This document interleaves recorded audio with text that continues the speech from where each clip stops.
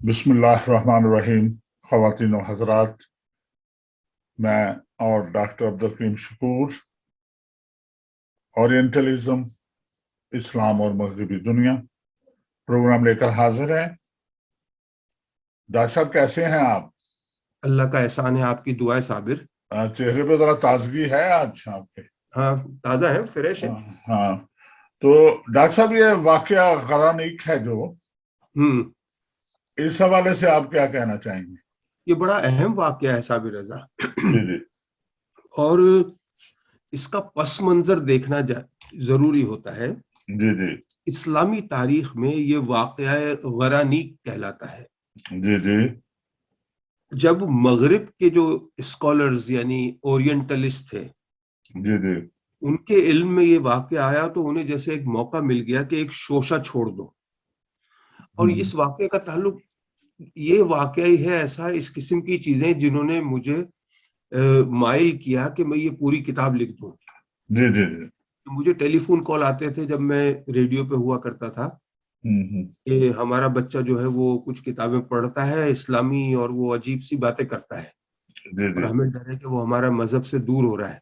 जी तो ऐसे ही ये वाकया, शायद जहां तक मुझे याद पड़ता है कि ये उसने पढ़ा होगा वाकया और उसका जो है जहन जरा सा कंफ्यूज हुआ इस्लाम के बारे में। जी जी जी तो फिर मैंने देखा ये ओरिएंटलिस्ट इन्होंने क्या क्या कारनामे किए। जी जी दरअसल वाकया ग़रानीक को सैटानिक वर्सेस कहा जाता है, अच्छा जी, यानी शैतानी आयात। अच्छा, सबसे पहले तो ये मलून सलमान रुश्दी की जो वजह शोहरत थी उसकी किताब का नाम भी था, हाँ हाँ लेकिन ये लफ्ज सबसे पहले रुश्दी ने इस्तेमाल नहीं किया है, ये इससे बहुत पहले इस्तेमाल हुआ है। बल्कि इस लफ्ज का इस्तेमाल करने वाला सबसे पहला ओरिएंटलिस्ट था सर विलियम मियोर, ठीक, जिसके बारे में हम पूरी तफसील से एक प्रोग्राम करेंगे। वाकया ग़रानीक दरअसल कुरान हकीम की उन आयात को लेकर है जो सूरतुल नजम में है और साथ ही सूरत बनी इसराइल और सूरतुल हज। अब सबसे पहले हम ये देखेंगे कि तिबरी ने क्या रिवायत किया है। तिबरी की हम रिवायत देखते हैं। उसने लिखा है कि पैगंबर सल्लल्लाहु अलैहि वसल्लम को अपने लोगों की बहुत फिक्र थी। जब आप सल्लल्लाहु अलैहि वसल्लम ने देखा कि मक्का वाले उनके पैगाम को नहीं मान रहे तो उनके दिल में ख्वाहिश पैदा हुई कि इस्लाम को मक्के वालों के दिलों के लिए आसान कर दें, और इस ख्वाहिश को लेकर वो फिक्र में थे। इस मौके पर सूरतुल नजम नाजिल हुई। आपने उसे पढ़ना शुरू किया। आप सल्लल्लाहु अलैहि वसल्लम जब उस आयत पर पहुंचे कि क्या तुमने लात व अज़ा और तीसरी मनात को देखा है, तो शैतान ने आप सल्लल्लाहु अलैहि वसल्लम की जुबान पर ये लफ्ज जारी कर दिए कि ये बुलंद मर्तबा देवियां हैं और उनकी शफाअत जरूर मुतवक्को है। अच्छा, ये सुनकर मक्के वाले खुश हो गए और जब मोहम्मद सल्लल्लाहु अलैहि वसल्लम ने सजदा फरमाया तो सब के सब सजदे में गिर गए, यानी मुशरिकीन मक्का भी। हाँ जी, शाम को जिब्रील अलैहिस्सलाम आए और कहा, ये आपने क्या किया? ये दोनों फिक्रे तो मैं नहीं लाया था। इस पर आप सल्लल्लाहु अलैहि वसल्लम उदास हुए। उसके बाद सूरतुल हज की आयत नाजिल हुई, आयत नंबर 52, जी, जिसका तर्जुमा है, और हमने आपसे कबल कोई रसूल या नबी ऐसा नहीं भेजा कि जब उसने कुछ पढ़ा हो तो शैतान ने उसमें शुबह न डाला हो, और फिर अल्लाह शैतान के शुबह को नीस्त तो नाबूद कर देता है, फिर अल्लाह अपनी आयत को महकम कर देता है, और अल्लाह खूब इल्म वाला और हिकमत वाला है। बिल्कुल ठीक, हाँ, अल्लाह ने पैगंबर सल्लल्लाहु अलैहि वसल्लम के गम को दूर कर दिया। ठीक हो गया। ये तिबरी की रिवायत में है। हम्म, इस वाक़े को लेकर ओरिएंटलिस्ट जो थे उन्होंने लिखा कि देखें जी, आपके जो पैगंबर हैं सल्लल्लाहु अलैहि वसल्लम नऊज़ुबिल्लाह, उन्होंने भी उन देवियों को माना है। तो ये था वो वाक़या जिसे तिबरी ने लिखा है। अब इससे पहले कि हम वाक़ये के गौर तलब पहलू देखें, और तिबरी ने अपनी किताब में दीबाचा लिखा है, वो भी मैं आपको बताऊंगा, जो कि काफी हद तक उन्होंने कहा है कि उन्होंने ये रिवायत क्यों लिखी है। इससे पहले तिबरी ने अपनी किताब के मुकदमे में लिखा है, जी, वो हम पहले देख लें। मुकदमे में तिबरी ने लिखा है कि मैंने इस किताब में वही कुछ लिखा है जो मैंने सुना है या मुझे बताया गया है। मैं ये वाजे करना चाहता हूं कि अगर इस किताब में मैंने माजी के किसी आदमी या वाक़े का जिक्र किया है और पढ़ने और सुनने वाला उसको काबिल एतराज या तनकीद और तरदीद के काबिल समझे, तो याद रहे कि मैंने वही कुछ लिखा जो मुझे बताया गया है और मैंने आप तक उसे इसी तरह पहुंचाया है जैसा मुझ तक पहुंचा था। यानी तिबरी ने कहा है कि मैंने तो सिर्फ पहुंचाने का काम किया है, मैं ये नहीं कहता कि ये सही है। अगर आपको सही नहीं लगता तो आप तरदीद कर सकते हैं, रद्द कर सकते हैं। डॉक्टर लेकिन साहब, मगरिब के, इसमें मुझे सवाल की इजाजत है या नहीं है? जी कहिए। ये जो अल्लामा तिबरी हैं, है जी, जी इनके बेशुमार ऐसे मसाइल हैं, उन्होंने वाकया बयान किया है, जी तो वाकया उनको जिसने बताया है, जिसने भी हाँ, बताया है, मैं उस तक आ रहा हूं ना, उसकी तस्दीक उन्होंने की है। मैं आ रहा हूं ना उस तक।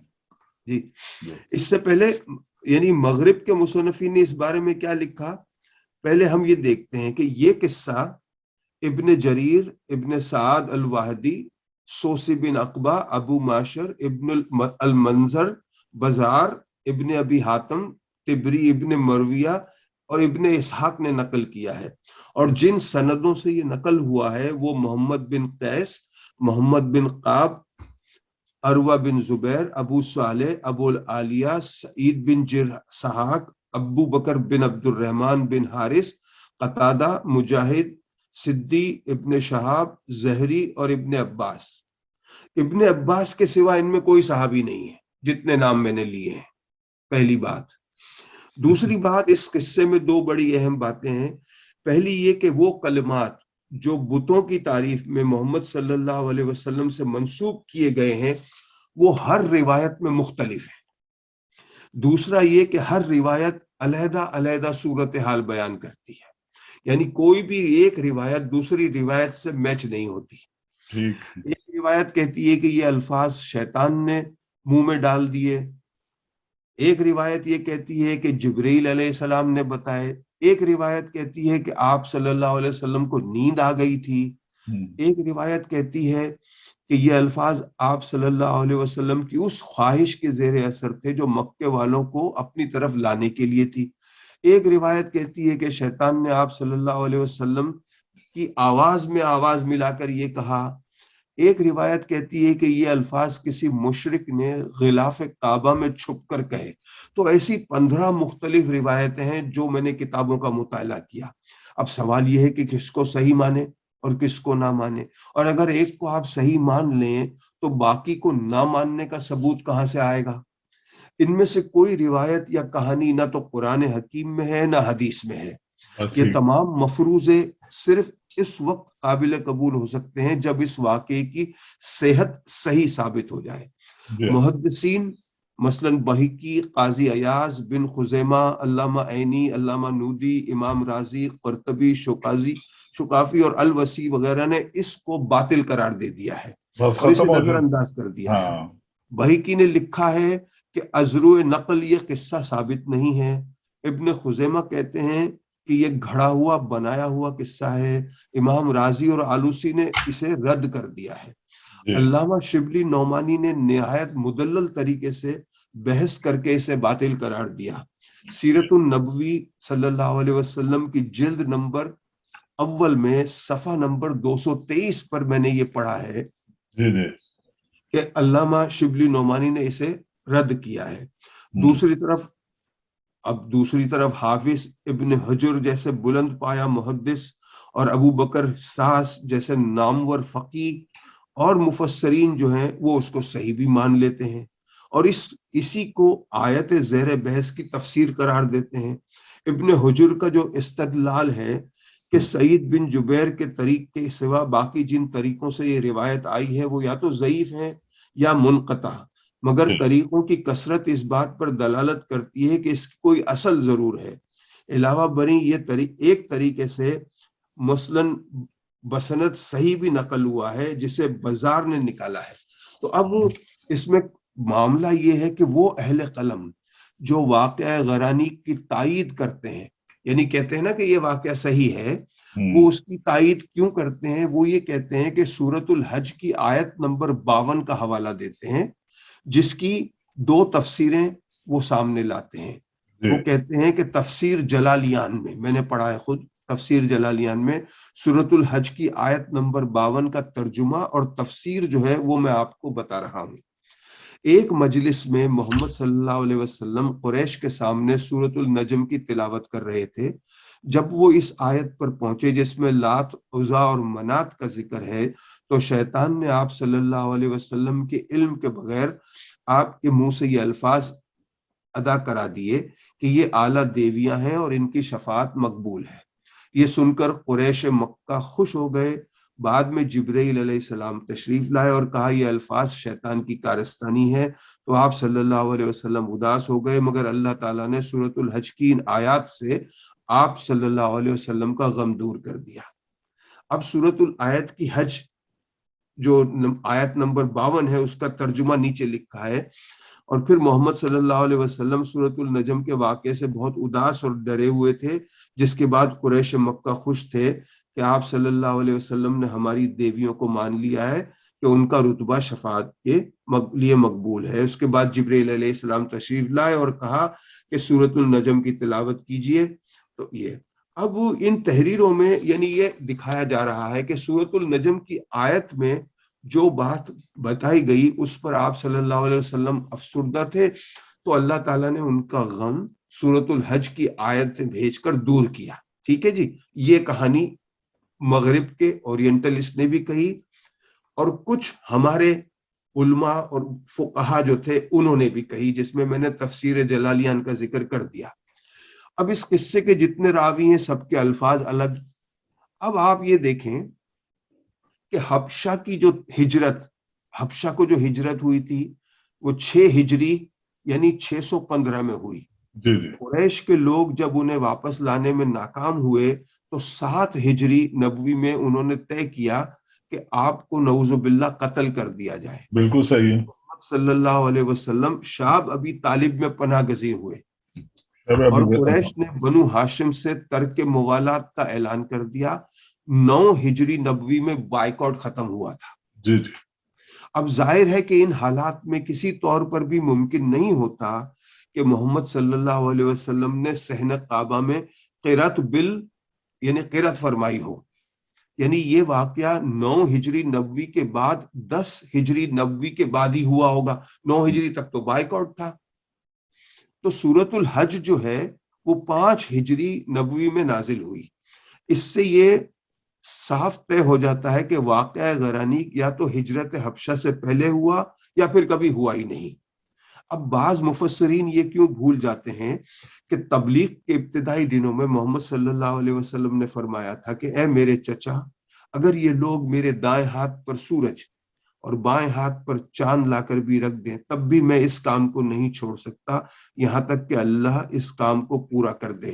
یا اب سوال یہ پیدا ہوتا ہے کہ سورۃ النجم کب نازل ہوئی؟ واقعہ غرانی کا تعلق سورہ نجم سے ہے، اور اس کا نزول مغربی مصنفین ولیم میور اور نوولدکی کی تحقیق کے حساب سے مکی دور کے چوتھے حصے میں ہے، یعنی یہ مکی دور میں نازل ہوئی ہے سورۃ النجم۔ اور اس کے بعد عنایت اللہ مشرقی نے وقت نزول پہلی سن نبوی سے 4 سن نبوی لکھا ہے۔ اب مولانا مودودی سے میری بڑی عقیدت ہے۔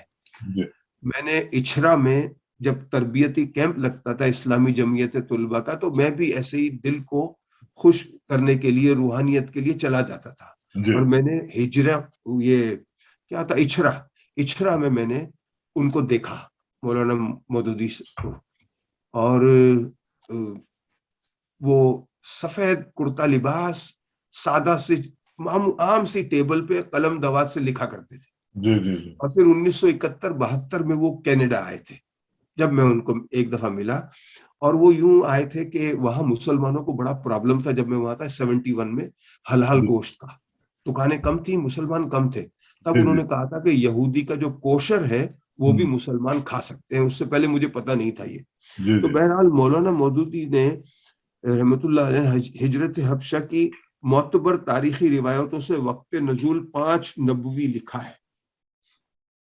ہجرت حبشہ معتبر تاریخی روایتوں کی روح سے جب 5 نبوی میں واقعہ ہوئی اور مہاجرین حبشہ کا ایک گروہ مصالحت کی غلط خبر سن کر 3 مہینے یعنی تقریباً اسی سال شوال کے مہینے میں مکے واپس آ گیا، اس سے معلوم ہوا کہ یہ واقعہ لا محالہ 5 نبوی کا ہے۔ سورہ بنی اسرائیل کی جس آیت کے متعلق بیان کیا جاتا ہے کہ وہ نبی اکرم صلی اللہ علیہ وسلم کے اس فعل پر بطور عتاب نازل ہوئی تھی، معراج کے بعد اتری ہے، اور معراج کا جو زمانہ ہے وہ 11 یا 12 نبوی کا ہے۔ اس کے معنی یہ ہوئے کہ اس جو سورۃ النجم کا جو واقعہ ہوا اس کے 5-6 سال گزرنے کے بعد اللہ تعالیٰ نے وہ آیتیں نازل کی۔ اب سوال یہ پیدا ہوتا ہے کہ یعنی عتاب جب بھی یعنی 2-2.5 سال 5 سال گزر گئے، سوال یہ ہے، کوئی بھی صاحب عقل آدمی یہ باور کر سکتا ہے کہ دیکھیں نا جی، ڈاکٹر اجمیری کے مطابق سورۃ الحج پہلی سن ہجری میں نازل ہوئی اور یہ مدنی سورت ہے۔ اب کتنی عجیب بات ہے کہ عتاب کی آیت جو ہے یا تنسیخ والی آیت اس واقعے کے فوراً بعد نہیں اتری اور کتنے سالوں کے بعد اتری۔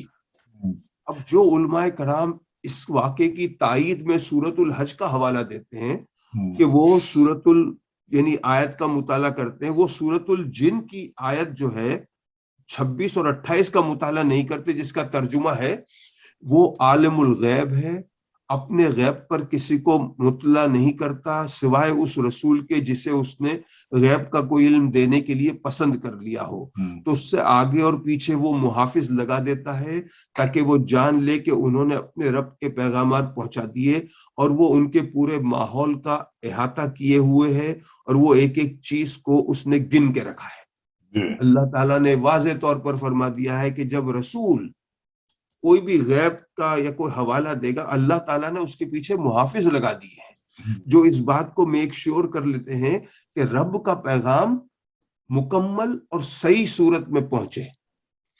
اس کے بعد حضرت ابن عباس رضی اللہ عنہ سے روایت ہے کہ جب محمد صلی اللہ علیہ وسلم نے سورۃ النجم کی تلاوت کی تو آخر میں سجدہ کیا تو ان کے ساتھ تمام انسانوں، جنوں اور مشرکوں نے بھی سجدہ کیا۔ بس اتنی بات ہے، یہ نہیں ہے کہ انہوں نے لات و منات کی کوئی بات کی۔ تو اصل اس حدیث میں یہ کہاں لکھا ہے کہ حضور صلی اللہ علیہ وسلم نے دیویوں کو مان لیا؟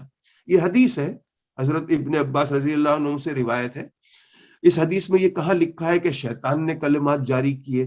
اس حدیث میں کچھ بھی نہیں لکھا، سیدھی سی 2 لائنیں ہیں۔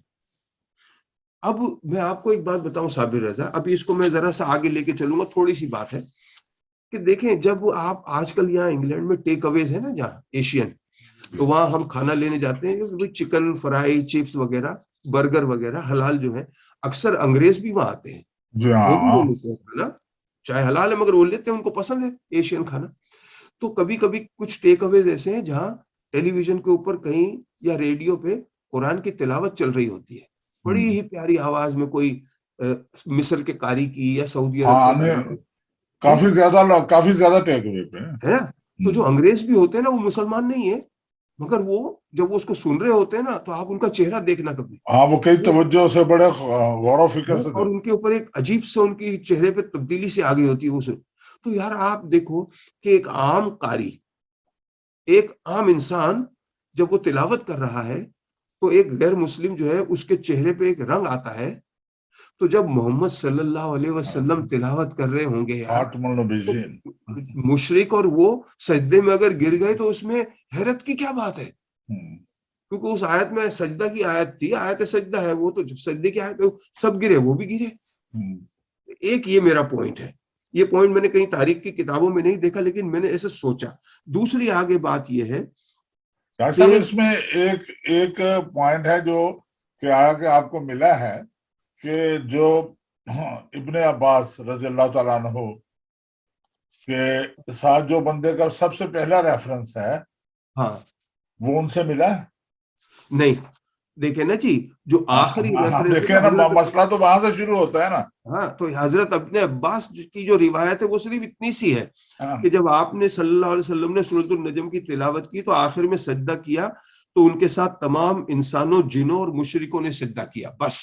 اب اس کے بعد کسی اور نے ان سے سنا وہ 11-12 لوگوں میں بات بدل گئی.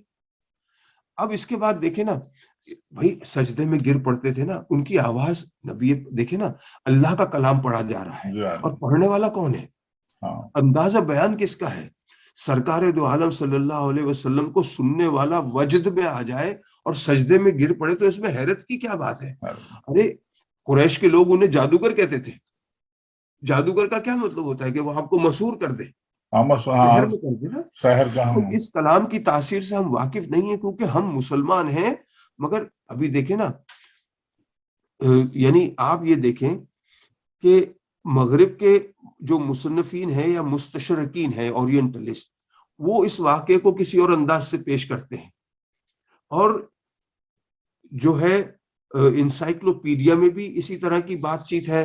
مونٹگومری وارڈ نے بھی اسی شیطانی آیات کو رکھ کے جو ہے اس واقعے کو صحیح تسلیم کیا ہے. یہ وہی مونٹگومری وارڈ ہے جسے ضیاء الحق نے سیرت کانفرنس میں چیف گیسٹ بنوایا تھا. تو بہرحال ولیم میور پہلا شخص تھا جس نے اس واقعے کو شیطانی آیات کا نام دیا اور اس نے اپنی کتاب میں اسے بہت بڑا چڑھا کر لکھا. لیکن بات یہ ہے، سوال یہ ہے کہ آپ دیکھیں سورۃ النجم کا جو نزول ہے اور سورۃ الحج کا جو نزول ہے اس میں 5-6 سال کا فرق ہے. 8-9 سال بھی ہو جاتے ہیں کچھ تاریخی حوالوں سے. تو اگر یہ بات سورۃ النجم میں طے ہو جائے، خدا نخواستہ کہ نبی پاک صلی اللہ علیہ وسلم کی زبان سے وہ الفاظ ادا ہو گئے تھے دیویوں کے لیے جو غلط تھے، تو اللہ تعالیٰ فوراً ہی سورۃ الحج کی آیت بھیج دیتا، اسی وقت ہی آ جاتی. 8 سال کیوں انتظار کیا؟ اب یہ اگر بات ہمارے کچھ مفسرین جو ہیں انہیں سمجھ میں نہیں آئی ہے تو مجھے اس پر حیرت ہے صابر رضا. لیکن یہ واقعہ جو ہے، اس موضوع پر بہت کچھ لکھا جا چکا ہے، لکھا جا رہا ہے، مگر ہمیں یہ یاد رکھنا ہے کہ اسلام کی روح توحید ہے. عام سے عام مسلمان بھی اس سے واقف اور اس پر قائم ہوتا ہے اور اس میں مصلحتیں نہیں چلتی. بالکل ٹھیک. تو اس حوالے سے جو کچھ میں نے پڑھا، جو میری تحقیق تھی چھوٹی موٹی، اللہ تعالیٰ اس کو قبول فرمائے. آمین. اور انشاءاللہ آئندہ ہفتے جو ہے وہ بات کریں گے صلیبی جنگ پہ. ٹھیک.